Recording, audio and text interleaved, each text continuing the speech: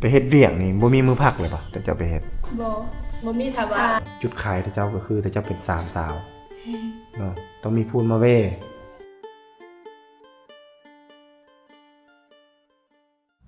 โอเคพี่น้องคลิปนี้ก็บ่มีหยังดอก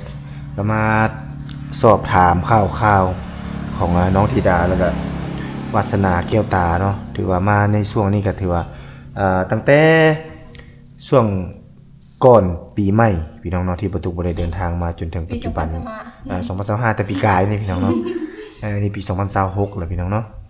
ประตูได้เดินทางมาเยี่ยมยามถามข่าว3ใบเฒ่าแห่งเมืองตะโอยก็มีเรื่องอยากมาสอบถามนิดนึงเนาะก็คือ เรื่องโทรทัศน์นี่เบิ่งได้เลยแม่นบ่ได้เลยเพิ่นย้ายเลยเนาะโดยแม่นไผอัน เป็นผู้มาโจทย์ให้พอสลินโอเคถือว่าเพิ่นสัญญาเพิ่นแปลงให้เรียบร้อยแล้วเนาะโดยโอเคพี่น้องถือว่าสัญญาณเนาะนี่หลักสัญญาณจานดาวเทียมเพิ่นแปลงให้เรียบร้อยเลยเด้อแล้วก็ได้เบิ่ง บ่แม่นซะดอกอันดูดอากาศเนาะโดยดูดอากาศเพิ่นใส่หมด2ห้องแล้วบ่ใส่เบิดแล้วมียุงเข้าบ่เดี๋ยวนี้มีบ่บ่ฮู้แต่บ่มีเห็นบ่มีบ่มีเนาะมีแต่น้องโตค่อยเอาใช้อยู่แล้วก็บ่มีลมเข้าบ่มีฝนเข้าแล้วบัดนี้เนาะอุ่นบ่บัดนี้อุ่นเวลานอนกลางคืนอุ่นเนาะจนเริ่มมาเริ่มแจ้งลืมแจ้งลืมตื่นโดยตื่นนะสามารถตื่นแล้วก็เปิดประตูนี่แจ้งแล้วแจ้งแล้วเนาะแจ้งแล้วเราจะต้องตั้งโมงปลุกว่านั้นเนาะวันนี้เวียกให้เจ้าแต่ละมื้อคือทุกมื้อเนี่ยเจ้าเฮ็ดเวียกอีหยังแน่ไปใส่มาใส่ตื่นเช้ามาก็นึ่งข้าวแล้วก็ล้างถ้วยล้างจานปัดเฮือนค่ะแล้วนั่นน่ะกินข้าวล้างหน้าแล้วก็ไปใส่เครื่องเฮ็ดเวียกไปเฮ็ดเวียกนำพอสุรินทร์โอ้ถือว่ายังเฮ็ดเวียกนำพอสุรินทร์หรือว่าลูกของพ่อเฒ่าคือเก่าน้ำนาบ้าเนาะโดยมีแต่นอนนี่ต่างกันแต่ว่าเฮ็ดเวียกก็เฮ็ดคือเก่านั่นแหละโอ้ความหมายก็คือมานอนอยู่เฮือนเจ้าโดยแต่ว่าบ่นเฮ็ดเวียกแล้วนั่นไปเฮ็ดคือเก่าโดยเฮ็ดเวียกคือเก่าบัดนี้ข้าวน้ำซ้ำปลาได้เอามาแต่ไสประตูตัดเขาก็ได้แง่ๆจะน้อยกลางคืนเนี่ยอยู่ผู้เดียวนี่แล้วแต่ระวังแนวคิดนั่น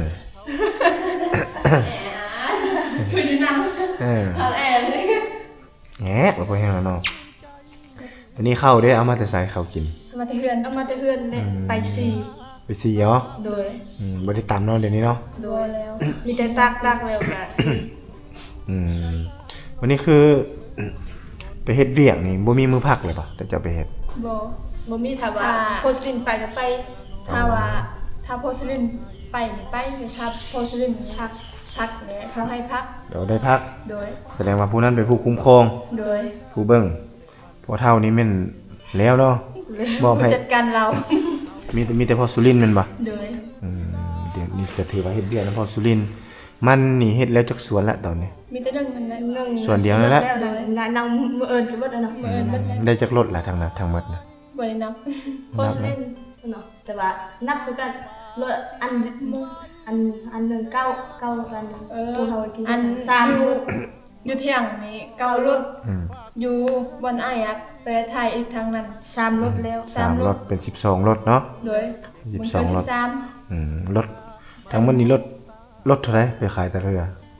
ร้านนั้นไปก็มีเซ็นวิ่งน้อยนะ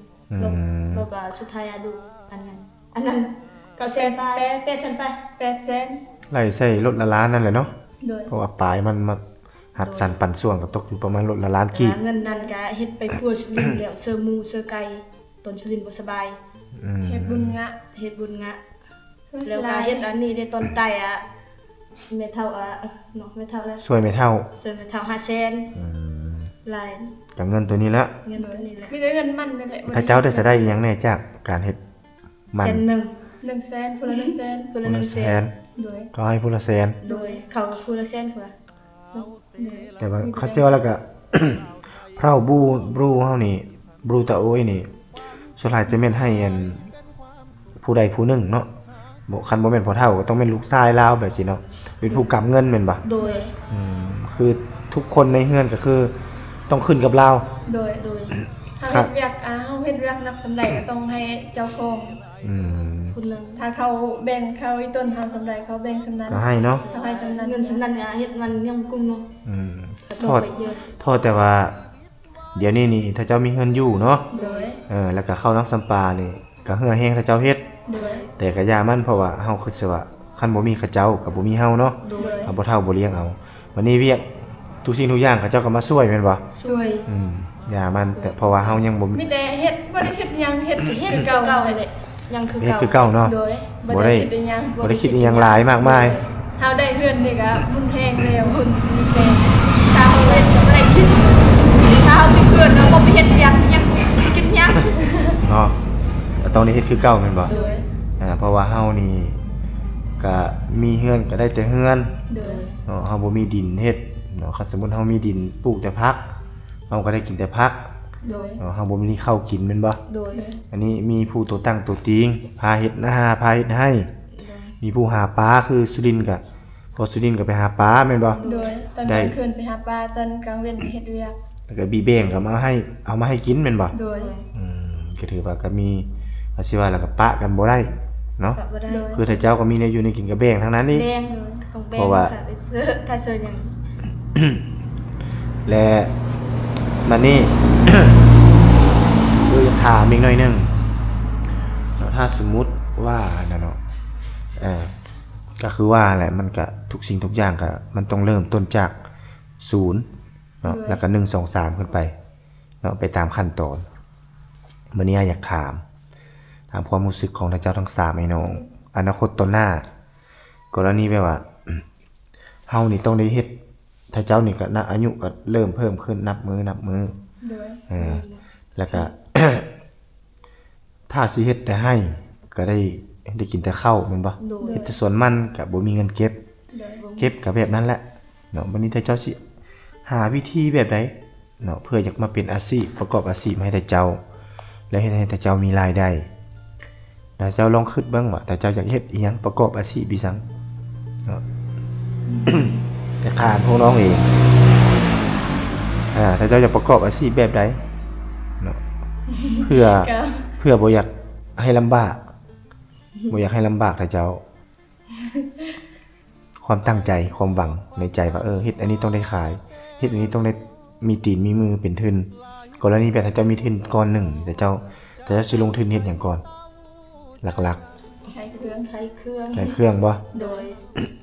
ขายอิหยังล่ะบัดนี้ขายเครื่อง ต้องมีจุดประสงค์ในขายเครื่องมันมีหลายแนวขายนะ โดย อ้าว ขายอยู่นี่ขายดีมีเทเบียร์ ขายเบียร์ เดี๋ยว ขายเหล้าขายเบียร์ โดยน้ำมัน น้ำมัน โดย อืม ขายดีให้น้ำมันโผล่การไปซื้ออีก ขายน้ำมันเนาะ โดย ขายเหล้าขายเบียร์ ใช้ขนม ขายขนมเนาะ ทางนี้ มีขนมมันดึงดูดเด็กน้อย ยังดูเด็กน้อย มีแต่เฮ็ดนั่นก็เฮ็ดเนาะคือได้ร่วมกับหลวงตาคร่าวๆหน่อยหนึงเนาะแต่ว่าทุกสิ่งทุกอย่างก็มันต้องมีการลงทุนแต่ในการลงทุนนั้น เพิ่นก็คือว่าแหละเพิ่นก็ช่วยซ้ำเพิ่นช่วยได้ซ้ำพ่อแล้วแล้วเจ้าก็เป็นลูก คืออ้ายก็ซ้ำเป็นพ่อแล้วเนาะ จำพอ หลวงพ่อแหละเขาสิว่าแล้วก็ได้หลวงตาก็แม่นหลวงพ่อนะถือว่าโอเคสุดแหละคำว่าหลวงพ่อเนาะ โดย แต่ว่าสำคัญจากถามจุน้องแหละ หนึ่งนะในการเฮ็ดตัวนี้นี่ต้องคิดไล่เป็นต้องฮู้อ่านว่าเฮาขายเฮาซื้อในราคาเท่าใดเอาไปซื้ออย่างตัวอย่างว่าซื้อน้ำซื้อเบียร์แก๊สหนึ่งเนาะสมมุติว่าหมู่บ่มีเงินเด้หมู่บ่ได้ซื้อเป็นแก๊สแต่หมู่ซื้อเป็นกระป๋องเจ้าสิขายป๋องเท่าใดเพื่อสิได้ทุนคืนแม่นบ่ โดย ต้องอ่านใส่ตัวนั้น โดย เนาะแต่จะต้องฮู้คิดไล่ โดย ไหนเพราะว่าผู้ภัยก็ตามถ้าสมมุติเขาจะยื่นมือเข้ามาช่วยเขาจะลงทุนให้แต่เจ้าต้องฮู้จักใจแย่ฮู้จักคิดไล่ว่าสิเฮ็ดแบบใดเนาะ โดย ได้ก็ลมกับหลวงตาอยู่ ว่าแนวนี้ทำมิตรนี่นะทำมิตรเลยแหละเพิ่นอยากซื้อตู้เซ่ให้แต่เจ้าตู้เซ่คือเฮือนหลังนั้นเนาะ2 บาท แล้วอยากถามไปอีกมันสิบ่มีผลกระทบหรือว่าแบบผิดต้องปองเทียงอย่างกันบ่ บ่ เฮือนไปเฮือนมันบ่ โดย เฮ็ดไปเฮ็ดมันเนาะ ตามวาสนา ตามได้ได้เนาะ โดยตามวาสนาเพิ่น แต่บัดนี้ในเมื่อเฮามันซื้อแล้วเนาะเราซื้อมาปุ๊บมันบ่แม่นว่าเฮาสิมาเสียบใส่ไฟปะไว้กินเงินซื่อๆเสียค่าไฟซื่อบ่เอา ไป เพราะว่าขนาดตู้เย็นนี่ก็ยังบ่ได้มีหยังแซ่ก็มันอาจก็คิดอยู่ตัวนี้คิดแล้วคิดดีถ้าเราซื้อตู้แช่ปุ๊บเราก็ต้องมีทุนแม่นบ่ โดย ในการลงทุนในการซื้อเครื่องของเข้าร้าน ตัวอย่างว่าถ้าเราซื้อตู้แช่เนาะเอาซื้อเบียร์เนาะซื้อน้ำส้มน้ำหวานมาแช่อยู่ในนั้น โดย นั้น ถ้าขายตัวนั้นกับอย่างเดียวก็บ่ได้ เพราะว่าบ่ฮู้ว่ามื้อหนึงเขาสิได้ขายจักป่องสิได้กำไรเท่าใด นั่นเลย มันนี่ตู้แช่บ่แม่นเฮาสิทอดตลอดได้เฮาต้องได้เสียบตลอดปะไว้ทั้งคืนทั้งวันอยู่นั่นแล้วต้องได้มั่นอนามัยเวลามีน้ำซึมมีหยังเราต้องได้เซ็ตทอดแล้วก็เซ็ตประเภทตู้แช่เนาะ แล้ววันนี้ อ้ายก็เลยคิดว่าอยากให้ท่านเจ้าน่ะเนาะไปเรียนอีหยังที่ว่าสามารถเฮ็ดได้ตัวอย่างตู้เย็นท่านเจ้ามีแล้ว โครงไก่บอลูกซีนบอฮอนดอกบอตัวใดที่สามารถบ้านถ้าเจ้านะมักกินหรือว่าสามารถซื้อไปอยู่ไปกินกับข้าวกับน้ำมันอย่างได้เนาะแต่จะต้องคิดค้นตัวนั้นมาพร้อมถ้าเอามาเสียบแต่ตู้นี่โอ้มันกินไฟไปหลายได้น้อยต้องได้เสียค่าไฟแต่ละเดือนกันบ่ธรรมดาเดือนหนึ่งเดือนละเลยแหละเนาะ เดือนนี้ก็ยัง500,000 เนี่ยคันสั้นแหละหลังจากซื้อตู้มาบ่แม่นเฮาสิดีใจย้อนได้ตู้เฮาดีใจปุ๊บหลังจากเฮาได้ตู้ปั๊บเฮาต้องคิดค้นว่าเฮาสิเฮ็ดหยังเฮาสิค้าหยังเฮาสิขายหยังเนาะวันนี้ถ้าเจ้ามีสื่ออยู่ในมือสื่ออยู่บนใดนี่แหละคืออ้ายมาถ่ายนี่แหละถ้าเจ้าลิน TikTok เป็นแม่นบ่ลิน Facebook ได้ ได้ เอาลงโปรโมทมาเด้อมาพี่น้องเอ้ยนั่นนี่แล้วก็เว้าไปไกลมาบ้านนั้นบ้านนี้มาแวะซื้อเด้อเฮาเปิดขายขายเครื่องแล้วอยู่นี่มีหยังเฮาเฮาก็บอกร้านเฮามีหยังแน่ เท่าใดเนาะ บ่แพงเฮาขายราคาบ่แพงเด้อเฮาก็ยังไปใส่โลดหรือว่าให้ธิดาเป็นพรีเซนเตอร์ก็คือเป็นผู้โปรโมทสินค้าในการขายเจ้าเป็นผู้ถือกล้อง โดย หรือว่าเจ้าจะเป็นผู้โปรโมทกับธิดาก็ได้ให้แก้วตาเป็นผู้ถือกล้อง โดย เนาะเปลี่ยนกันซับเปลี่ยนกันขายเครื่องราคาบ่แพงโปรโมทอุดหนุนช่วยแม่ค้าน้อยแน่ช่วยแม่ค้าน้อยแน่บ้านก็อยู่แถวนั้นแถวนี้บอกเขา ทำ ขาย ให้ ไป เพิ่นเลยขายหลายอย่าง ขายหยังแน่ ขายเสื้อขายขนมขายเบียร์ขายทุกชนิด มีแต่เฮาเริ่มจากน้อยไปหาหลาย โดย มีแต่เฮาเซ่น้ำดื่มสิ่งสำคัญการไปไกลมาน้ำดื่มนี่น้ำดื่มหัวเสือนี่แล้วก็มีเบียร์M100กระทิงแดงประเภทนี้น้ำส้มน้ำหวานประมาณนี้เนาะ โดย น้ำมะพร้าวน้ำป่องอะไร โดย เอาของไทยของหยังนั้นมันจังคักแล้วก็สิมีมาเข้ามาเพิ่มกับขนมนมเนยประมาณนี้ ส่วนนั้นก็ อันนี้ตู้แถวนั้นเนี่ยสามารถเอามาวางขายได้หมดซื้อขนมมาเป็นซบใหญ่เรียนขาย แล้วก็แต่ละมื้อก็ต้องมีผู้เฝ้าได้แบบนี้นะไปเฮ็ดเบี้ยประจำบ่ได้ได้แบบนี้นะ ส่งคนไปเฮ็ด สองคนไปเฮ็ดเปลี่ยนกันซับกันมื้อ สั นี้ บกันคือ มื้อนี้ถ้าเจ้าสองคนไปมื้อหน้าแก้วตาไปเอาผู้ใดอยู่ก็อยู่ซับกันหมุนนั่นนะ ซับกันนั้น แล้วก็ต้องวางราคาให้ต้องเขียนใส่พร้อม ๆโดย อันนี้เท่านี้ราคาเท่านี้บอกพร้อมเนาะ โดย แต่อันที่สอง ตู้คายน้ำคายอย่างนี้โอเคแล้วเนาะ โดย วันนี้เฮาเฮ็ดขึ้นมาแล้วปัญหามันสิได้ขายหรือบ่บัดนี้ นั่น ตัวนั้นนี่แม่นบ่ โดย เพราะว่าเฮาเป็นค้าทานน้อยเด้ เฮาต้นทุนเฮาบ่หลาย วันนี้ถ้าสมมุติว่า เฮาซื้อตัวอย่างว่าโครงไก่บ่หรือว่า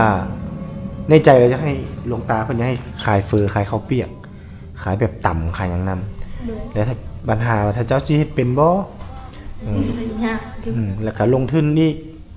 เนาะในการลงทุนนี่ เนาะมันต้องได้ใช้คันสิว่าแล้วก็ต้องได้มีความจื้อจำได้ไปเรียนเอาสูตรเอาความรู้ว่าเฮาเฮ็ดแบบใดเฮาปรุงรสให้มันแซ่บให้มันนัวเนาะ โดย คืออยู่เมืองนอกนี่ สมมุติว่ากระดูกโคยกระดูกมันแบบข้อของงัวของควายนี่แบบเนื้อน้ำซุปนี่มีหลายอยู่ มีตลอดเขาเจ้าฆ่าทุกมื้อเนาะอยู่ในตัวเมือง สามารถสั่งได้อยากได้แบบใดได้เบิด เฉพาะอยู่ในเมือง แต่ปัญหาว่ามันสิมีคนมากินบ่แม่นบ่ โดย มันต้องเริ่มจากน้อยๆก็คือทุกสิ่งทุกอย่างที่จะปลูกนี่อันใดถ้าจะปลูกได้ตัวอย่างว่าผักหอมผักบัวถ้าจะปลูกเฮ็ดเป็นนานปลูกไว้เราซื้อในผักมาแล้วก็ปลูกอันหนึงอันที่สองคือหัวจิงไข่จะเป็นต้องได้ใช้อยู่แล้ว ถ้าจะต้องขายเป็นประเภทจ้ำเองปรุงรสปรุงหยังไอสอนให้แม่นิตาสอนให้ปะโละสอนให้ไปเฮียนซะก่อนอยู่เมืองนอกกลับมาแล้วก็มาเฮ็ด โดย เนาะแล้วก็ค่อยเฮ็ดไปแล้วก็โปรโมทลงเฟซคือเก่าเข้าในบ้านนั่นนี่ก็บอกเอานะไปซื้อซวยในเด้อว่าหาก็เปิดร้านใหม่นั่นนี่เฮาก็เว้าแม่นบ่ โดย ให้คนอุดหนุนช่วยแล้วก็ต้องเก็บเงินค้ำคำเกี่ยวก็ต้องทอนเงินทอนค้ำก็ต้องละเอียดเนาะต้องมีผู้เก็บผู้เมียนให้ไอ้เป็นห่วงเรื่องตัวนี้แหละคันสิค้าสิขายหยังสมมุติว่าลงทุนให้ปุ๊บแล้วมันลุกทุนเนาะถ้าเจ้าก็สิไปโตบ่เป็นหยังจะว่าซั่นผู้ให้ทุนมาผู้ช่วยเหลือเพิ่นก็อยากให้เติบโต อยากให้เติบโตถ้าเจ้าเป็นผู้สร้าง ก็ต้องมีแนวทางพัฒนาตัวเองเฮ็ดได้สิเป็นแม่ค้าได้แม่นบ่ โดย บ่แม่นว่าสินอนเฝ้าร้านมื้อถ้าคนมาซื้อบ่แม่นเด้เวลาว่างๆ ขุดนานพักปลูกผักมีซีโซเฮ็ดเบิ่งคันบ่ฮู้ว่าเขาขุดแนวใดเขาปลูกแนวใดปลูกผักบัวผักหอมเขาปลูกแนวใดเสิร์ชเข้าไปเบิ่งใน YouTube มันบอกหมดอยู่ในนั้น กักยืน เนาะ โดย มันบอกหมดฉะนั้นแหละจังอยากมาบอกพวกน้องคันว่าสิปลูกแต่เฮือนก็ได้แต่เฮือนเนาะ หลวงตาเพิ่นก็เป็นห่วงด้วยความเป็นห่วงเป็นใยเพิ่นก็เลยว่าสิช่วยลูกหลานแนวใดเด้เพื่อจะให้ลูกหลานนี่ มีอาชีพติดโตเนาะเพื่อให้ท่านเจ้านี่ได้มีอาชีพโดยที่ว่าบ่ต้องไปเฮ็ดไร่เฮ็ดสวนนักหนาคือแต่ก่อนก็ต้องเริ่มจากศูนย์ฉะนั้นท่านเจ้าต้องเป็นตัวของท่านเจ้าเองเนาะอ้ายก็บ่แม่นว่าอ้ายสิบอกสิสอนได้ตลอดเวลาเทื่ออ้ายมาอ้ายก็ได้เว้าเทื่ออ้ายบ่ได้มาก็แล้วแม่นบ่ โดย ฉะนั้นท่านเจ้าต้องเป็นหลักและอีกอย่างหนึง อยากลมนำเนาะลมออกสื่อเลยเนาะก็คือเดือนนี้เนี่ยเป็นเดือนของเมียอ้ายเนาะก็คืออ้ายกับแม่นิตาเว้าที่เบื้องต้นว่าสิได้ขอเจ้าเนาะขอเอื้อย โดย ไปช่วยเบิ่งนิตาแหละเนาะกับ1ข้าว1น้ำมันหยังให้ช่วยอ้ายแน่ โดย ในช่วงที่แม่นิตาอยู่กรรมนี่นะประมาณ7มื้อหรือว่า1อาทิตย์เนาะ โดย แล้วสิให้เจ้านี่ไปครอบแม่เฒ่าไปเป้านำแม่เฒ่าพ่อเฒ่านั่นแหละอยู่เฮือนนั่นแหละไปช่วยเขาเอื้อยเพราะว่าอ้ายก็แบบแม่นิตาก็ เอื้อยอ้ายก็บ่ได้มีไผมีแต่ส่ำนั้นเนาะอาศัยจูน้องนี่ไปช่วย และในการไปช่วยบัดนี้ก็บ่แม่นดอกว่าสิให้เฮ็ดทุกสิ่งทุกอย่างก็สำคัญก็คือนึ่งข้าวตอนเช้านั่นแหละตอนเช้าตอนแลงนั่นแหละรับแขกรับคนแล้วก็เบิ่งนิตานั้นเพราะว่านิตาก็คือว่าแล้วได้น้องล่ะก็ตามภาษาเด็กน้อยแม่นบ่มันก็ย่านลื่นย่านหยังมีหมดนั่นแหละเด็กน้อยเนาะแล้วบัดนี้ อ้ายก็อยากให้เจ้าไปเรียนเอาสู้เนาะอยู่ในเมืองพร้อมเจ้าอยากขายหยังอยากขายตำบ่อยากเฮ็ดนั่นเฮ็ดนี่ไปเรียนนำปะโละเนาะให้ปะโละสอนหรือว่ากลางคืนมาเนี่ยบ่ บอลนดนะ มาโน้ตบ่ โดย นั่นแหละ เพื่อว่าอยากให้ท่านเจ้านี่ได้เรียนรู้หลายสิ่งหลายอย่างไปเมืองนองปุ๊บเนาะแล้วก็สิเฮ็ดมีเวลาก็สิพาเจ้าเอาสัมมโนครัวไปนำบัดมื้อให้โทรหาเด้อสัมมโนครัวไปแล้วสิเปิดบัญชีให้อาศัยโอกาสนี้เลยเพราะว่าบ่อยังรับไปรับมาหลายรอบเนาะแม่นิตาเกิดลูกมื้อใดก็แม่น เดือนนี้บ่ เดือนนี้แหละวันที่25เขาว่านะ เออ ธิดาเนี่ยถ้ากับเมตตาเกิดลูกเหมือนว่าให้จับไปดูมณิตาเขามณิตาบ่ได้ยันเป็น บ่ บ่สบาย บ่สบายถึงคือ เรื่องลูกแล้วกับ เบิ่งนิตาได้ แม่นิตาน่ะมันบ่ได้ให้จับหูแล้วหีดเผาตะโอยไอ้หูหมดเนาะมีแต่ให้ไปนึ่งข้าวเคยเว้านึ่งข้าวปัดเฮือนถูซานนั่นนี่แหละรับแขกรับคนตัวนั้นน่ะเฮ็ดตัวเรื่องจับลูกจับแม่นิตานั่นนี่น่ะแม่เฒ่าป้าอ้ายเฮ็ดเองตัวนั้นอ้ายบ่ได้ให้ยุ่งเพราะว่ามีอ้ายเนาะอ้ายบ่ให้ไปจับบ่ให้ไปบายขนาดแม่เฒ่ากับป้าก็ยังบ่ได้ให้จับอ้ายเป็นผู้จับเนาะเว้าเลือดเว้าหยางเว้าขี้เว้าเหนียวนั่นนี่อ้ายเฮ็ดหมดอ้ายรับเฮ็ดหมดโทษแต่ว่าอ้ายเฮ็ดตัวนั้นแล้วมันสิบ่มีคนหนึงเข้าเป่าไฟเฮ็ดอยู่เฮ็ดกินเอามื่อเฮ็ดตัวนั้นเนาะเขาไม่ได้ตายงูดีเผาตะโอยเนาะ เด้อ อันนี้อยากให้ไปช่วยอยากให้ไปช่วยตัวนั้นตัวอื่นบ่เกี่ยว เด้อ เรื่องตัวอื่นสำคัญก็คือเจ้าเห็นนั่นแหละเมื่อกันนึ่งเข้าเป่าไฟเนาะปัดกวาดเฮือนซ่านเนาะเบิ่งแขกเบิ่งคนช่วยเท่านั้นซื่อๆในเฮือนไฟบ่ให้ไปใกล้ดอกเพราะว่าเจ้าจับบ่ได้ดอกเด็กน้อยนั่นเจ้าบ่เคย มันต้องปะโละเนาะเป็นผู้อาบน้ำอาบในให้นั่นนี่มีแต่นิตาแหละเบิ่งนำเท่านั้น เด้อ เนาะอันนั้นคือเว้าก่อนเนาะเว้าก่อนบอกไว้ถ้าได้ก็ได้คันว่าบ่ได้ก็บ่บังคับได้บ่ได้บังคับคันว่าไอ้ตุ๊กเอ้ยบ่ได้เด้อฮี่เท้านั่นนี่แล้วก็บอกอ้ายเนาะแต่ถ้าว่าได้ก็อยากให้ไปช่วยสำนั้นเนาะ เด้อ ที่ ทำไม่เท่า มีแต่ทางไม่เท่าตื้ม ไม่ บ่ เท่า นํ พอเท่า ลมนั้นไม่เท่าคันว่าได้คันว่าบ่ได้แล้วก็ย่า เด้อ เนาะเพราะว่าคันอ้ายบ่จำเป็นอ้ายก็บ่หาดอกเนาะแต่บ่แท้ๆอ้ายก็บ่หาเนาะในเวียกส่วนตัวนั้นเนาะแล้วเอามากลับมาเวียกตัวนี้เวียกตัวนี้ ก็คือเฮาแหละมีแต่ถ้าเจ้าร่วมกันเนาะร่วมกันสามพี่น้องเปลี่ยนแปลงถ้าเจ้าจะขายหยังจะเฮ็ดหยังกรณีว่าขายตำบ่ตำมังหุ่งสำคัญเห็นบ่เคยบอกต้องปลูกมังหุ่งบ่แม่นว่าขายมังหุ่งแล้วต้องไปขอนำคนอื่นหรือว่าไปซื้อจะเอาเงินตัวนั้นน่ะไปเฮ็ดแนวอื่น ซื้อแนวอื่นดีกว่าซื้อหมูเผ็ดเกลือเป็นนัวแล้วก็ผักหอมผักบัวสมมุติว่าเฮาขายฝืนเฮาก็ปลูกเอาเจ้าสิไปซื้ออยู่ตลาดจะเอาเงินตัวนั้นไปซื้อแนวอื่นวัตถุดิบแนวอื่นบ่ดีกว่าบ่เนาะต้องคิดแนวนั้น เพราะว่าถ้าเฮาซื้อตู้มาแหละมันต้องได้เสียบตลอดราคาไฟมันสิเพิ่มเฮาสิหวังจะขายน้ำป่องนั้นๆนี่บางทีมัดมือก็บ่มีผู้มาซื้อคนหนึ่งสองคนแม่นล่ะวะ เด้อ เครื่องถ้าเจ้าบ่ได้ขายนั่นนี่มันก็ลบมันมีค่าไฟก็แฮ่งเพิ่มเนาะก็เป็นห่วงในนั้นได้เพิ่นเป็นห่วงเลยที่หลวงตาเพิ่นเป็นห่วงนะเป็นห่วงย่านถ้าเจ้าย่านลงทุนในอะไรจะมันขาดทุนเนาะลงทุนไปแล้วบ่ได้ขายมันสิต่อหน้ามันสิจักสิว่าแนวใดต้นหายกำไรหดนี่แม่นบ่ เด้อ ฉะนั้นถ้าเจ้าต้องเก่งผู้ค้าขายต้องเก่งทอนเงินคือกันเนาะทอนพิษก็บ่ได้เด้แม่นบ่ มึงให้แสนหนึ่งไปให้แสนห้าได้นะ เนาะคันซั่นแล้วแม่นถ้าเจ้าต้องได้ปรึกษากันเนาะคันว่าสิอยู่ไปแบบนี้ก็ถามว่าอยู่ได้บ่ก็ได้ แต่ความหมายก็คือต่อหน้าไปถ้าเจ้าก็ต้องได้เฮ็ดแนวอื่นเราต้องมีอาชีพติดโตวเพื่อให้ถ้าเจ้าได้กินอิ่มนุ่งอุ่นนั่นแหละก็สิว่าแล้วก็เนาะอยู่แต่เฮือนก็ได้แต่เฮือนเนาะหาเงินเสียค่าไฟเนาะใช้อิหยังก็ต้องได้เสียหมดอยู่ในนี้แม่นบ่ เสียไป ทุกอย่างมันเลยมันสั่นเราต้องนี่เขาต้องหน้าบ้านถ้ามันคือน่ะทำเลมันได้น่ะค้าขายเนาะคืออุปกรณ์ถ้าเจ้ามีครบหมดแหละเนาะ FC ก็ซื้อให้ทุกสิ่งทุกอย่างโทษแต่ถ้าเจ้าบ่ฮู้นำไสซื้อแม่นบ่ เด้อ ว่าสิเฮ็ดแนวใดสิ่งสำคัญสุดคือไอ้บ่เครื่องไฟฟ้าทุกอย่างคำว่าไฟฟ้า ก็คือมันสามารถพาเฮาเฮ็ดพาเฮาสร้างได้แล้วก็พาเฮาถึงแก่ชีวิตได้สำคัญโจงบ่วงตัวเฮาใส่นี่อย่าไปตักเด็ดขาดมันเป็นเหล็กมันดูดเฮาได้เลยตัวนั้นถ้าสมมุติบ่มีคนอยู่ไฟหัวไฟหยังขึ้นมาปุ๊บหรือว่ามีคนอยู่ก็ตามผู้หนึงซะแข็งยนแยกอยู่เป็นหยังวาสนาเป็นหยังธิดาเป็นหยังแก้วตาถ้าเจ้าย่างไปดึงเอากัน ไฟสดอยู่นั่นเลยแหละเสร็จหมด3เข้าใจ ชนะแต่อันนั้นมันไอ้เนี่ยมึงกระเจี๊ยบ ไอ้บอกนั่นเห็นบ่โจงมีเนาะโจงใหญ่ๆนั่นโจงแล้วมันสิด้ามมันเป็นยางแม่นบ่ เด้อ แต่เจ้าต้องใช้ตัวนั้นตักบ่แม่นได้สิไปใช้โจงหรือบ่วงอะไร มึงไงก็จงพูด บ่ได้เด้บ่เฮ็ดได้นั่น แต่ น่ะ เอาผมจมผีนี่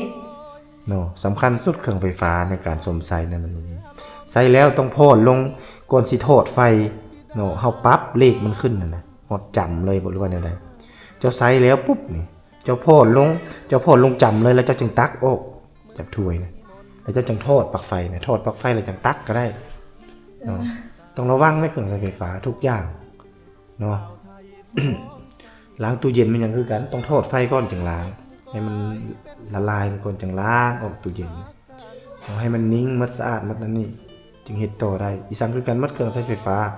อย่าเด็ดขาดเอาเหล็กตัวใดที่ว่ามันเป็นเหล็กที่ว่าบ่ได้มีด้ามมีหยังนี่ไปจุ่มลงโอ้อันตรายขนาดที่เจ้าเฮ็ดนี่เนาะนี่แหละสำคัญสุดเนาะมันต้องเริ่มจากสิ่งเล็กๆน้อยๆนี่ซะก่อนสิไปเป็นแม่ค้าสาวขายได้ต้องเริ่มจากตัวนี้ก่อนคันตัวนี้ยังบ่เป็นยังก็แสดงว่าบ่ผ่านเข้าใจ โดย นั่นแหละคือขายน้ำปองใส่น้ำปองคือกันเนาะขายบ่แม่นเด้เปิดออกมาตู้เย็นก็ยังเสียบอยู่ตู้เซยังเสียบอยู่ก็ยังเอาน้ำเข้าต้องทอดไฟซะก่อนเนาะทอดไฟแล้วเฮาอนามัยแล้วจะเอาน้ำเข้าไปเนาะมาใส่ยังแน่เข้าไปเต็มอยู่นั่นปุ๊บแล้วเฮาจึงเสียบทุกครั้งเนาะถ้าเฮาอนามัยตู้ต้องเฮ็ดแบบนั้นเนาะ โดย อันนี้คร่าวๆซะก่อนเนาะกะไว้เฮ็ดได้บ่ ฮะ ได้ ได้เนาะบ่ลองบ่ฮู้ แต่ นะ ว่าโดยบ่ลงมือแต่ว่าอย่างนะขายดีหรือบ่ขายดียังบ่ฮู้ อันนี้ขึ้นกับแต่เจ้ามีสื่ออยู่ในมือคือไอ้เว้าน่ะ Facebook ที่เจ้ามี TikTok ที่เจ้ามี เนาะ โดย ต้องเอาลง TikTok เพื่อสิโปรโมทขายช่วยไอ้มาไอ้ก็ถ่ายช่วยเนาะถ่ายนั่นนี่ขายยังแน่เดี๋ยวนั้นนี่อยู่หาน้องธิดาขายนั่นเด้อขายนี่เด้อแล้วอันนี้อาศัยความดึงดูดก็คือแต่เจ้าเป็นผู้สาวจุดขายแต่เจ้าก็คือแต่เจ้าเป็นสามสาวต้องมีพูนมาเว่ต้องมีพูนมาซื้อต้องมีแน่นอนเรื่องมีคนมาถามซื้อนั่นนี่อยู่ปะมีอยู่เนาะ เขาซื้อตอนนั้นให้งานตลอดเขาถามดิเซอร์เรียนนั่นเนาะเขาถาม ซื้อเบียร์ซื้อน้ำ มีแน่นอนแบบนี้ครับขายตู้ขึ้นทั้ง2 บานตู้เซ่เลือกบนตั้งเลยตั้งบนไปตั้งเจนั้นว่าตัวนี้ไม่ได้ที่ไม่ตั้ง เจิน ตั้งพี่ก็ได้ ตู้แช่ห้อยมันเดียวนี่ตั้งตัวบักดี เนี่ยตั้งทางนี้ก็ได้เจ เป็น นี่ ทา ก็ ง ได้ นี้สวยงาม เจพี่เนาะเพื่อให้เขาเห็นได้แนมมาเนาะเห็นตู้เซ่ เลย แล้วก็โต๊ะยังต่างๆเอามาเบียร์กับตั้งข้างหน้านี่แหละยองๆขึ้นขนมนมเนยค่อยขายไปเนาะ โดย ค่อยเฮ็ดไปเอ้าเมื่ออย่างก็อายก็สิมาปรึกษากับหลวงตาเนาะมีตู้เซ่แล้วก็ต้องมีเงินลงทุนซื้อเครื่องเข้าห้าน โดย แม่อำกัดเท่าไหร่เราลงทุน60เนาะเต็มเลยฮะ เป็ด ออตะเป็ด ซื้อ เป็ดชิปทั้งหมดเราซื้อมีเราซื้อหัน ไล่ทั้งตู้ ไล่ทั้งตู้3นั้น ลงทุน เครื่องเรา ลงทุนนี่ โหด โหดน้องเนาะ โดยแต่ว่าเต็มเลยเครื่อง เขาไปซื้อปักเซน เต็มก็ต้องฮู้จักคิดไล่ นั่นแหละแต่ว่า เพื่อสิขายเครื่องอันหนึงโอ้ เก่งยังในโอกาสโมชามโอกาสอะโมเจ็ด แต่เจ้าได้จักเก่งบ่ ปหา โอกาสก็เป็นอยู่เนาะคิดไร โอเคเอ้าขอยเรียนรู้ไปเนาะ โดย แต่ขณะหานแถวเข้มทางบนหานผู้สาวไอ้ไปโยกถ่ายคลิปเนี่ยก็ยังเขาก็ยังเป็น คนนึงชื่อ เขาก็ยังเป็นแม่นบ่ เป็น เนาะโอเค ค่อยไป ค่อยเป็นค่อยไป เดี๋ยวมีหยังก็หลวงตาเพิ่นหรือว่า FC ผู้ใดอยากช่วยเหลือน้องๆเนาะเพื่อเป็นทุนในการสร้างพัฒนาครอบครัวของน้องเองเนาะที่กำพร้าพ่อนี่แหละเนาะแม่เพิ่นก็ไปอยู่บนไม้อยู่แต่สามพี่น้องนี่แหละ เอลิซาเมโน อยากมีต้นทุนเนาะในการสร้างเนื้อสร้างตัวเนาะก็สามารถติดต่อมาได้ เพื่ออยากให้น้องๆคนนี้ได้มีทุนไปต่อยอดเนาะถ้าว่าอีตนน้องเพิ่นบ่อยากให้ไปเฮ็ดสวนมันสวนหยังเนาะ โดย น้อยหลายบ่ว่ากันประกอบสวนผู้เล็กๆแล้วน้อย 10,000ก็ได้ 10,000 20,000ก็ได้เนาะ10,000 20,000กีบก็เอาเพิ่นว่าเนาะโอเคพี่น้องเนาะขอบคุณหลวงตาเพิ่นแน่กับผู้ใหญ่ใจบุญเนี่ยขอข ที่ อบคุณ เพิ่นซัพพอร์ตเมตตา ขอบคุณหลวงตาที่เมตตาลูกหลานทั้ง3คนที่กำพร้าพ่อขอให้หลวงตาจิวอยู่ เจริญในศีลในธรรมสุขภาพเข้มแข็งแข็งแรงปราศจากโรคภัยไข้เจ็บอยู่เป็นโฮมโปรโฮมใสมีเวลาบ่เกินตลอดไปเด้อหลวงตาเด้อ ขอบคุณตาหลายเด้อ 14 10 โอเค ขอบคุณ FC ทุกท่านที่เมตตาน้องๆทั้ง3คน ลูกหลานก็ได้เอา ลูกหลาน ลู ทั้ง กหลานทั้ง 3 3คน จนเฮ็ดให้มีชื่อเสียง จนเฮ็ดให้มีชื่อเสียงจนมื้อนี้ ให้มี น้องๆลูกๆ มีคนฮักคนแพง มีคนฮักคนแพง ลูกหลานขออวยใส่ให้พร ลูกหลานขออวยใส่ให้พร ให้กับผู้ใหญ่ใจบุญ ให้กับผู้ใหญ่ใจบุญจงมีแต่สุขภาพแข็งแรง ปราศจากโรคภัยไข้เจ็บ ปราศจากโรคภัยไข้เจ็บ อย่าเจ็บอย่าจน อย่าเจ็บอย่าจน เฮงๆรวยๆ ปังๆยิ่งๆขึ้นไปเด้อ ตลอดปีใหม่ ตลอดปีใหม่ปี ส่ง 2026นี้ก็ขอให้เฮ็ดหยังจับหยังก็ขอให้มีแต่สิ่งดีๆเข้ามาในชีวิต อืม สาธุสาธุสาธุ โอเค